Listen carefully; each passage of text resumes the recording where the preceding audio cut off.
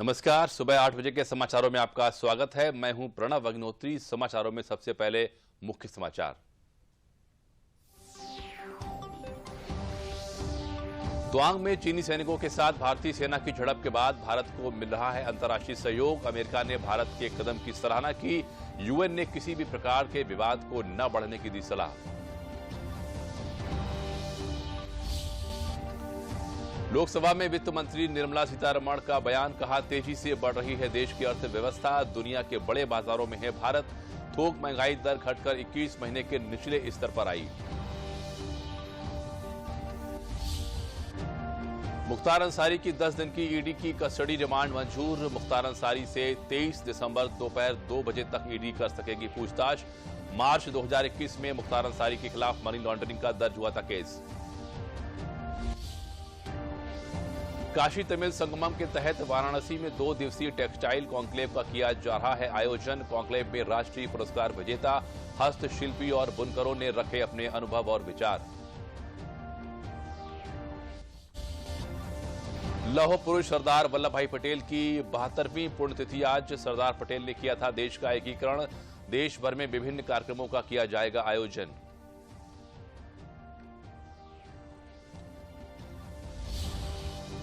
और फीफा विश्व कप के दूसरे सेमीफाइनल में मोरक्को को 2-0 से हराकर फ्रांस पहुंचा फाइनल में। रविवार को होगा फ्रांस और अर्जेंटीना के बीच फाइनल मुकाबला।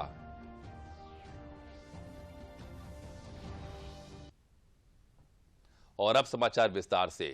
त्वांग में चीनी सैनिकों के साथ भारतीय सेना के झड़प के बाद कई विदेशी प्रतिक्रियाएं भी सामने आई हैं। अमेरिका ने भारत का पक्ष लेते हुए चीन को किसी भी प्रकार के उकसावे की कार्रवाई से बचने की बात कही है। अमेरिका ने भारत के कदम की सराहना की तो यूएन ने भी किसी भी प्रकार के विवाद को न बढ़ने देने की सलाह दी है। 9 दिसंबर को भारतीय और चीन की सेनाओं के बीच झड़प के बाद भारत को अंतर्राष्ट्रीय सहयोग भी मिलने लगा है।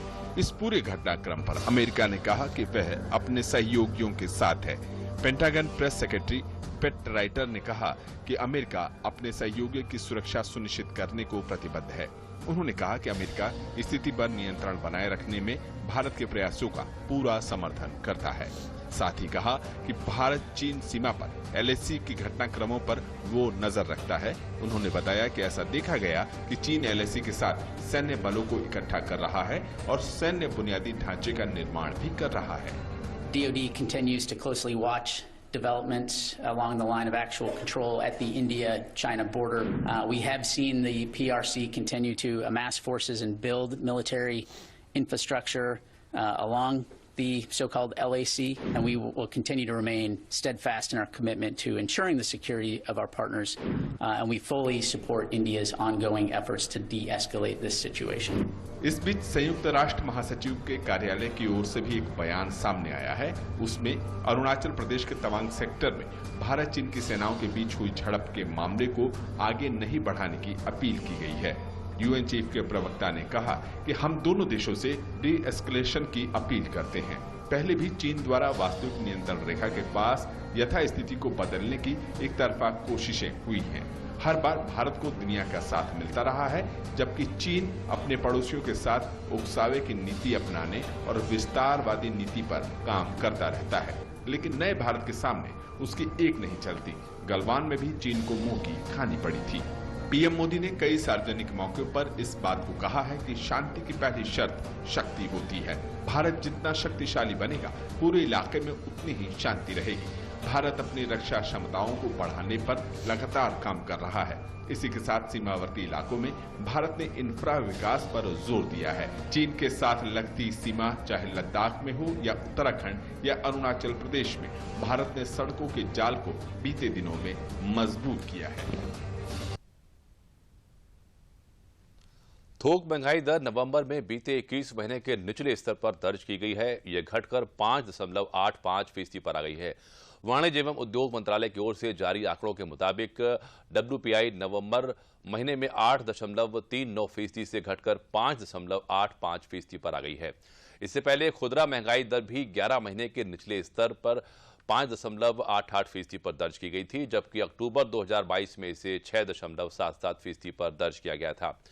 वहीं वित्त मंत्री निर्मला सीतारमण ने लोकसभा में चर्चा के दौरान थोक महंगाई दर और खुदरा महंगाई दर की कमी को राहत देने वाली खबर करार दिया है। WPI inflation comes to 21 months में सबसे लोएस्ट में आया है। 5.85% year on year, November 22. WPI inflation was 8.39% in October, whereas in November it's 5.85%. Food inflation, sir. Food inflation is at 2.17% versus 6.48 month on month. Prime Minister Modi and his group of ministers and officers are constantly watching and taking periodic intervention measures. As a result, you find the results coming here. केंद्रीय संचार मंत्री अश्विनी वैष्णव ने लोकसभा में बताया कि BSNL के revival के लिए प्रधानमंत्री ने 1,64,000 करोड़ के पैकेज को मंजूरी दे दी है। बीएसएनएल स्वदेशी तकनीकी से विकसित 4G और 5G सेवा शुरू करेगा। अश्विनी वैष्णव ने कहा कि यूपीए सरकार में प्रति जीबी डेटा 200 रुपए देने पड़ते थे, आज से ये 20 से भी कम है। भारत में दुनिया की सबसे सस्ती टेलीकॉम सेवा उपलब्ध है। Honorable Prime Minister has approved a very large revival package of 1,64,000 crore. 1,64,000 crore for revival of BSNL. And this project, sir, this project will totally transform BSNL. It will transform BSNL. BSNL is going to implement indigenously developed 4G and 5G technology stack. Sapa प्रमुख अखिलेश यादव ने मायावती पर पलटवार करते हुए कहा कि मैनपुरी में डिंपल यादव की जीत बाबा साहब भीमराव अंबेडकर, डॉक्टर राम मनोहर लोहिया के सिद्धांतों और नेताजी मुलायम सिंह यादव के प्रति लोगों के जुड़ाव की जीत है। अखिलेश यादव मैनपुरी में प्रेस कॉन्फ्रेंस को संबोधित कर रहे थे। गौरतलब है कि मायावती ने डिंपल की जीत को भाजपा और सपा की अंदरूनी मिलीभगत का परिणाम बताया था। अखिलेश यादव ने कहा कि 2024 के लोकसभा का चुनाव में विपक्षी एकता प्रत्याशित है। मुझे उम्मीद है कि इसी तरह दल साथ आएंगे। हम लोग समय समय पे जो देश के बड़े नेता हैं, जिसमें ममता बनर्जी जी हैं, केसीआर साहब हैं मुख्यमंत्री, ये प्रयास करते रहे हैं एकजुट होने के लिए। नीतीश कुमार जी हैं मुख्यमंत्री जी हैं, वो भी प्रयास करते रहे। कोई न कोई रास्ता निकलेगा और मुझे उम्मीद है कि ये जो बड़े बड़े नेता प्रयास कर रहे हैं वो सफल होंगे। मुख्तार अंसारी की 10 दिन की कस्टडी रिमांड मंजूर हो गई है। रिमांड की मंजूरी मिलने के बाद मुख्तार अंसारी से 23 दिसंबर दोपहर 2 बजे तक ईडी पूछताछ कर सकेगी। रिमांड से पहले मुख्तार अंसारी का मेडिकल कराना होगा। बता दें कि मनी लॉन्ड्रिंग केस में बांदा जेल से लाकर मुख्तार अंसारी को आज सेशन कोर्ट में पेश किया गया था। मार्च 2021 में मुख्तार अंसारी के खिलाफ मनी लॉन्ड्रिंग का केस दर्ज हुआ था। इससे पहले नवंबर 2021 में बांदा जेल में मुख्तार अंसारी से ईडी पूछताछ कर चुकी है। इस मामले में मुख्तार अंसारी का विधायक बेटा अब्बास अंसारी और साला सरजील रजा पहले से जेल में बंद हैं। रिमांड के बाद ईडी 23 दिसंबर दोपहर 2 बजे तक से पहले मुख्तार अंसारी को फिर से कोर्ट में पेश करेगी। समाचारों में वक्त है छोटे से विराम का।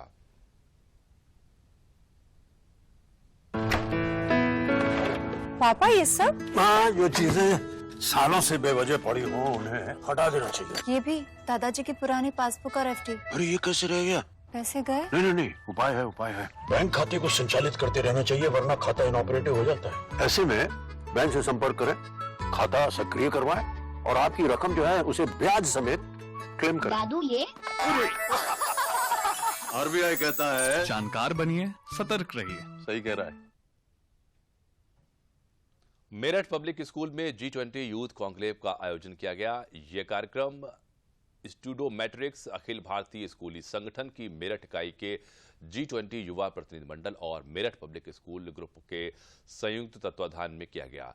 वसुदैव कुटुंबकम की भावना पर आधारित रहा यह कार्यक्रम का उद्देश्य शहर के विभिन्न विद्यालयों के छात्रों को G20 पर अपने विचारों को साझा करने और आज दुनिया को प्रभावित करने वाले प्रमुख मुद्दों पर चर्चा करने के लिए एक मंच प्रदान करना था।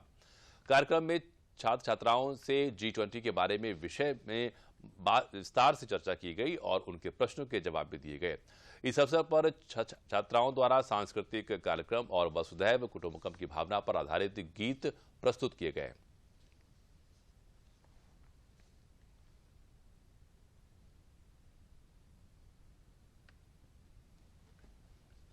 G20 यूथ कॉन्क्लेव का आयोजन किया है, जिसमें हमने मेरठ के करीब 15 स्कूल के बच्चों को इनवाइट किया है और मेन उद्देश्य जो ऑब्जेक्टिव है आज के इस इवेंट को कंडक्ट करने का वो ये है कि सभी स्कूल्स के बच्चे एक फोरम पे यहाँ पे आके सब असेंबल हों और सब साथ में मिलके, ये जो हमारी कंट्री के लिए एक बहुत हिस्टोरिक मोमेंट है, इंडिया के लिए एक बहुत प्राउड मोमेंट है कि हमें G20 प्रेसिडेंसी मिली है, सो सब एक साथ मिलकर इस मोमेंट को सेलिब्रेट करें।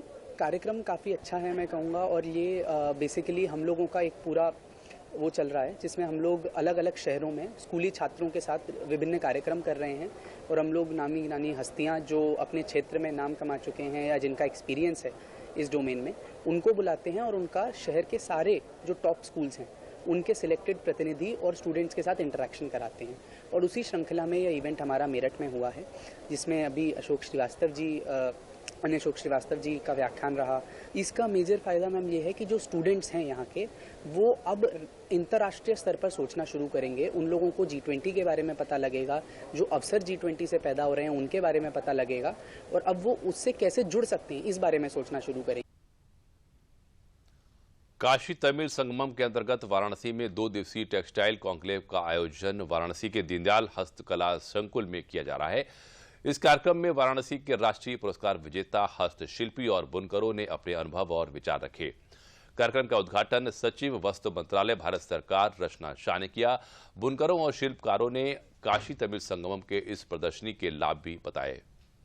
मैंने कभी ऐसा न देखा न सुना कि इस तरह से हस्तशिल्पियों का उत्साहवर्धन कभी नहीं हुआ था। ये 2014 के बाद हुआ है।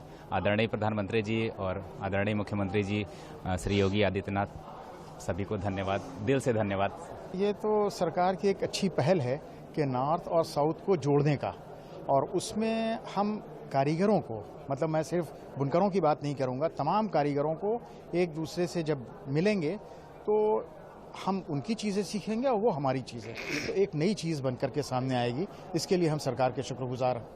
माननीय प्रधानमंत्री जी का बहुत ही सफल प्रयास, करीब 60% सिर्फ तमिलनाडु का पाता है, तो ये बहुत बड़ा पहल है और मैं उनका स्वागत करता हूं कि ऐसा दृश्य हमारे काशी में टेक्सटाइल मिनिस्ट्री ने ऑर्गेनाइज किया है। इससे एक तो हमारे रिश्ते बहुत अच्छे होंगे और हमारे व्यापार भी इससे बहुत अच्छे मजबूत होगा। वाराणसी में हो रहे टेक्सटाइल कॉन्क्लेव पर और अधिक जानकारी के लिए चलते हैं अपने संवाददाता हरकेश बहादुर सिंह के पास। हरकेश जी, इस कॉन्क्लेव का उद्देश्य क्या है और ये किस प्रकार से बुनकरों और हस्तशिल्पियों को लाभ पहुंचाएगा? प्रणव, मैं आपको बताऊं कि ये जो 2 दिवसीय प्रदर्शनी लगाई गई है, कॉन्क्लेव जो हो रहा है टेक्सटाइल का, इसमें विशेष ध्यान दिया गया है हैंडीक्राफ्ट और हैंडलूम के लिए। और आप जानते हैं कि 2 ही जगह का जो, जैसा कि वो जो बुनकर थे या इससे जुड़े हुए लोग हैं वो बता रहे थे जी, कि किस तरह से काशी और तमिलनाडु, इन दोनों जगहों में बहुत ज्यादा जो है हैंडलूम और हैंडीक्राफ्ट का प्रयोग होता है। तो टेक्सटाइल मिनिस्ट्री ने यहाँ पर जो दीनदयाल हस्तकला संकुल है, यहाँ पे 2 दिवसीय कॉन्क्लेव का आयोजन किया है और इसका उद्देश्य काशी तमिल संगमम जो काशी में चल रहा है उसी को आगे बढ़ाना औद्योगिक रूप से, और उसी का परिणाम है कि कल यहाँ पे सेक्रेटरी टेक्सटाइल मौजूद थी, आज भी रहेंगी। कल पीयूष गोयल जी टेक्सटाइल मिनिस्टर अपने सहयोगी दर्शना जरदोश जी के साथ आए। एल मुरुगन साहब आए थे, चूंकि तमिलनाडु से हैं वो और केंद्र में मंत्री हैं। इन लोगों ने आकर उद्यमियों से जो काशी के हैं, तमिलनाडु के हैं, उनके साथ क्रूज पर यात्रा की, उनसे बातें की और ये जो विचार विमर्श इसमें बुनकरों के साथ, जो वहाँ पे जो कार्यक्रम चल रहा था दीनदयाल हस्तकला संकुल में हम लोग मौजूद थे और एक एक बुनकर या जो इससे जुड़े हुए लोग हैं वो अपने अनुभव और अपने सुझाव दे रहे थे, समस्याएं बता रहे थे और उनको अधिकारी सुन रहे थे। और ये उत्तर प्रदेश सरकार के भी अधिकारी थे, केंद्र के भी अधिकारी थे इन टेक्सटाइल से जुड़े हुए। चूंकि काशी का टेक्सटाइल भी बहुत फेमस है, कांजीवरम की साड़ियां और बनारसी साड़ियां एक दूसरे के लिए जानी जाती हैं, एक दूसरे से संबंध रखती हैं, और दर्शना जरदोश जी ने तो यहाँ तक जोड़ा कि सूरत से जो जरी का काम होता है तो वो जरी सूरत से आती है। तो आप इससे पूरे देश को जोड़ने का भी प्रयास है। और कल पीयूष गोयल जी ने हम डीडी न्यूज से खास बातचीत में यह कहा कि G20 इस समय मेजबानी मिली है हम लोगों को, और हम ये कोशिश करेंगे कि ये जो हमारा टेक्सटाइल का काम है इसको बूम करें और पूरे विश्व स्तर पर पहुंचाने का प्रयास होगा। इस काशी तमिल संगमम के माध्यम से काशी नगरी से एक संदेश होगा कि तमिलनाडु ही नहीं और प्रदेश जो हैं उनके टेक्सटाइल का जो काम है उसको ऊंचाइयां दी जा सके। प्रणव जी हरकेश जी, बहुत बहुत शुक्रिया हमसे जुड़ने के लिए और ये सारी बातें हम तक पहुंचाने के लिए। बढ़ते हैं अगली खबर की ओर। कपड़ा मंत्रालय द्वारा काशी तमिल संगमम के तहत 2 दिवसीय प्रदर्शनी का आयोजन किया गया है। इस अवसर पर दूरदर्शन न्यूज से खास बातचीत की कपड़ा मंत्रालय की सचिव रचना शाह ने। 2 दिवसीय टेक्सटाइल एग्जीबिशन की शुरुआत हो चुकी है। हमारे साथ बात करने के लिए सचिव वस्त्र मंत्रालय रचना शाह जी हैं। रचना जी, ये काशी तमिल संगमम के तहत चूंकि हो रहा है तो इसको हम लोग किस तरह से देख सकते हैं? काशी में आप हैं इस समय। बस यही कहना चाहूँगी कि काशी है या तमिलनाडु बहुत ही हैंडलूम में, खासकर टेक्सटाइल्स में, दोनों की अपनी जगह है और यहाँ के जो प्रोडक्ट्स हैं टेक्सटाइल प्रोडक्ट्स उसमें बहुत ज़्यादा दोनों ही संस्कृतियों में काम किया गया है।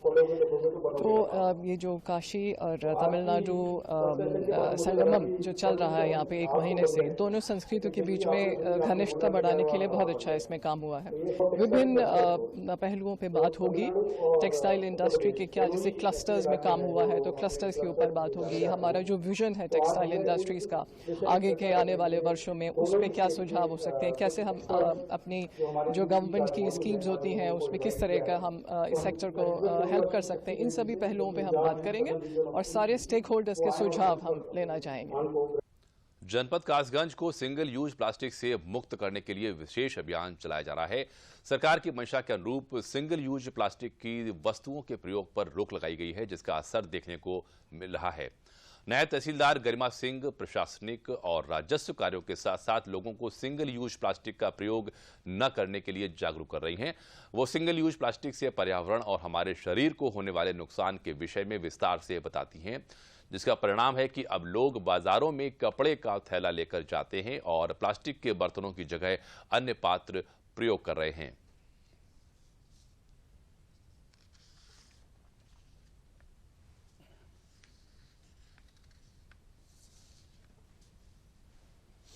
आप जिस प्लास्टिक को एक बार यानी कि सिंगल बार यूज़ करके और जो थ्रो कर देते हैं, फेंक देते हैं, तो वो सिंगल यूज़ प्लास्टिक है बेसिकली, अगर साधारण शब्दों में समझा जाए।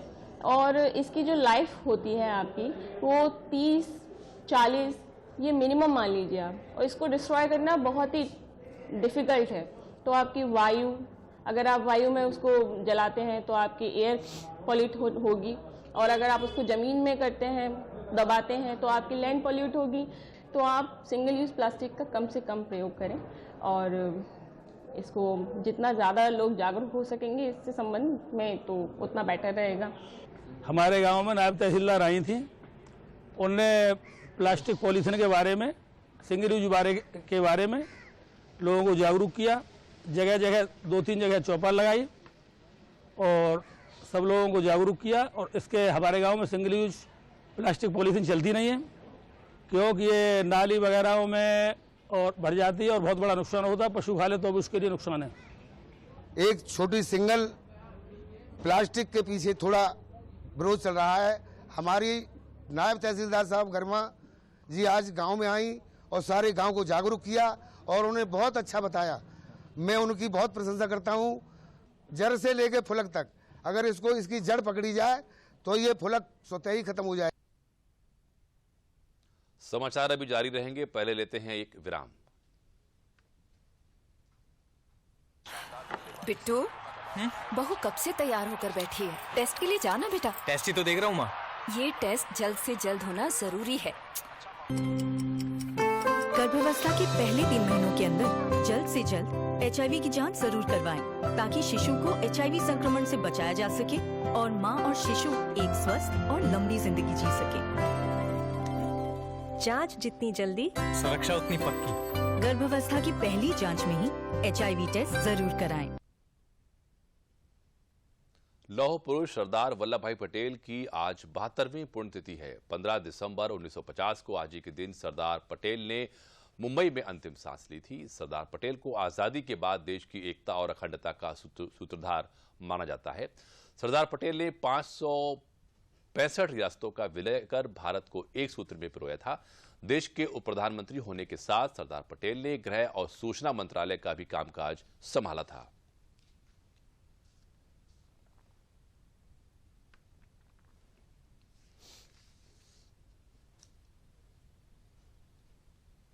जनपद मुरादाबाद में गरीबों के अपने घर का सपना साकार करने के लिए मुरादाबाद विकास प्राधिकरण लगातार प्रयास कर रहा है। विकास प्राधिकरण के द्वारा तमाम ऐसी योजनाएं चलाई जा रही हैं जिससे हर किसी को अपना पक्का घर मिल सके। इस दिशा में 200 रुपए प्रतिदिन की ईएमआई पर दुर्बल अल्प आय वर्ग के लोगों को आवास उपलब्ध कराने का कार्य किया जा रहा है। लोगों का कहना है कि कभी सपने में भी नहीं सोचा था कि इतने कम पैसों की किस्त में उनका अपना घर हो सकेगा। यह सब प्रदेश की योगी और केंद्र की मोदी सरकार के विकास के द्वारा ही संभव हो रहा है। विकास प्राधिकरण के उपाध्यक्ष शैलेश कुमार का कहना है कि प्राधिकरण के पास 1000 से अधिक रिक्त आवास हैं जिनकी कीमत 4 से 5 लाख रुपए है। ऐसे में वास्तविक लाभार्थियों को आवास मिल सके, इसके लिए ईएमआई पर आवास मुहैया कराए जा रहे हैं।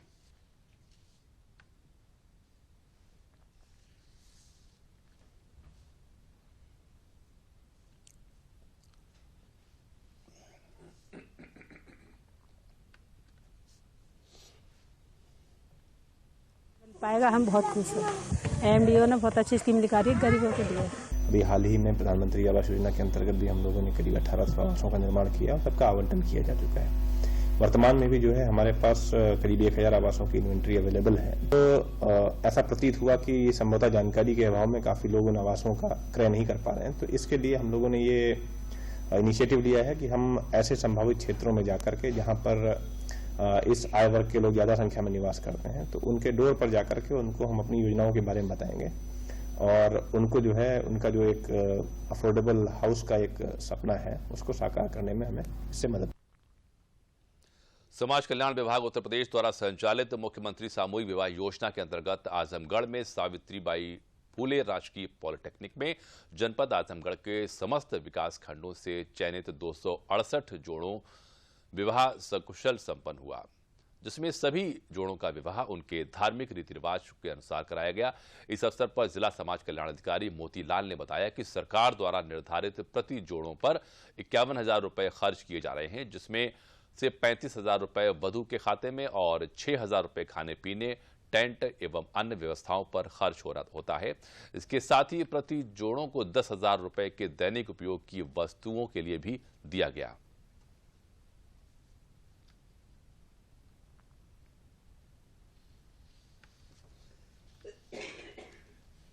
आज ये मुख्यमंत्री सामूहिक विवाह योजना कराया जा रहा है।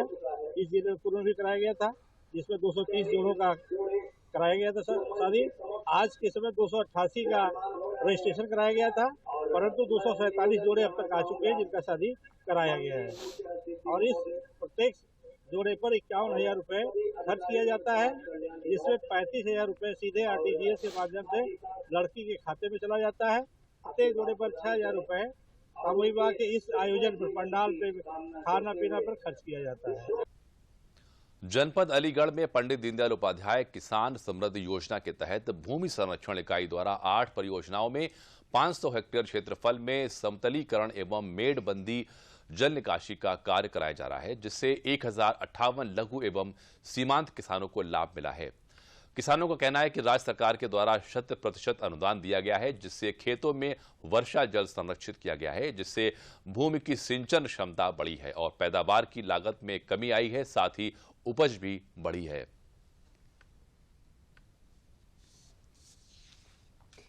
मेरे खेत ऊंचे नीचे सरकार ने सही करवा दें, अब मेरी फसल सही हो रही है। सरकार को धन्यवाद। मेरे खेत ऊंचे नीचे थे, अब वो ठीक करा दी गई है, समतल करा दी गया है और समृद्धि किसान योजना फ्री वाली, इसके बाद मेड़ डाल दी गई है। 1 साल हो गए, सरकार का धन्यवाद करता हूँ। मेरे खेतों की मेड़बंदी बढ़िया समय पे हुई और खेतों को बढ़िया इकसार कर दिया गया। अब खेतों में फसल बहुत बढ़िया हो रही है। पंडित दीनदयाल उपाध्याय किसान समृद्धि योजना संचालित की जा रही है, जो कि रिच टू वैली सिद्धांत के आधार पर जो हमारी भूमि है उसका चयन किया जाता है। इस समय जो है 1058 किसानों को इस योजना के अंतर्गत लाभान्वित किया जा रहा है। इस योजना का जो उद्देश्य है वो वर्षा जल संचयन है, जो कि एक लोगो जिसे हम कहते हैं ना कि गांव का पानी गांव में और खेत का पानी खेत में संरक्षित किया जा सके, उसके आधार पर ये काम किया जाता है। इस योजना के अंतर्गत हम 3 तरह के कार्य कराते हैं, जिसमें आपका कंटूर बंड्स होता है, मार्जिन बंड्स होता है और हम समतलीकरण का काम कराते हैं। फिरोजाबाद जिले में थाना नगला खंगर क्षेत्र में आगरा लखनऊ एक्सप्रेसवे पर एक डीसीएम और यात्रियों से भरी स्लीपर बस की टक्कर हो गई, जिससे बस अनियंत्रित होकर खाई में गिर गई। बस में सवार 6 लोगों की मौके पर ही मौत हो गई, जिनमें 4 पुरुष और 1 महिला तथा 1 बच्चा शामिल हैं। सूचना मिलने पर पुलिस प्रशासन के अधिकारियों सहित 5 थानों की पुलिस पहुंची और रेस्क्यू ऑपरेशन चलाकर दबे हुए लोगों को निकाला गया। सभी घायलों को सैफई मेडिकल कॉलेज भेजा गया है और मृतकों के पोस्टमार्टम कराए गए। वरिष्ठ पुलिस अधीक्षक आशीष तिवारी ने बताया कि मृतक और घायलों की शिनाख्त कराई जा रही है। यह बस लुधियाना से रायबरेली जा रही थी। बस सवार अन्य 19 लोगों को दूसरी बस से भेजा गया है।